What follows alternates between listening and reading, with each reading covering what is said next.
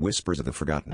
In the dim glow of the lighthouse, solitude was my only companion, or so I believed.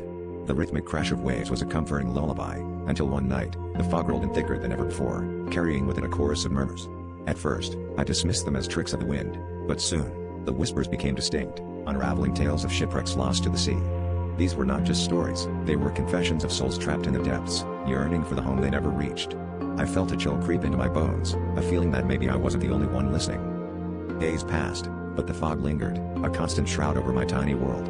Each night the voices grew bolder, more insistent, as if they were drawing closer.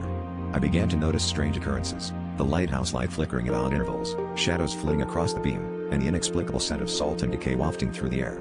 It was as if the ocean itself was alive, reaching out to me with unseen hands.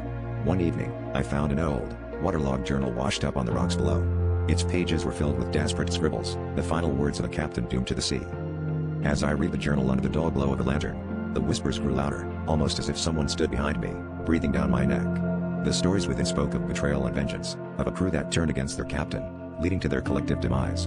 I realized with growing horror that the voices were not just memories but echoes of the souls bound to this place by their unfinished business. Each secret they revealed was a piece of the puzzle, a glimpse into a forgotten tragedy that demanded justice. The fog thickened, and I felt compelled to help them find peace, but how could I, a mere keeper of light, possibly intervene in their ghostly affairs? The climax came on a night when the fog was so dense, I could barely see my own hands. The whispers crescendoed into a cacophony, driving me to the lighthouse balcony. There, amidst the swirling mist, I saw them, faint, glowing figures reaching out towards the light, as if hoping to be guided home at last. The air was electric with their desperation, and in that moment, I understood more. The lighthouse was not just a beacon for the living but a guide for the lost souls. As I adjusted the beam, directing it further into the abyss, the fog began to lift, and with it, the whispers faded, leaving behind a haunting silence. In the eerie stillness, I knew they were finally at peace, and yet, I was left with a lingering question: who would guide them home when my time here was done?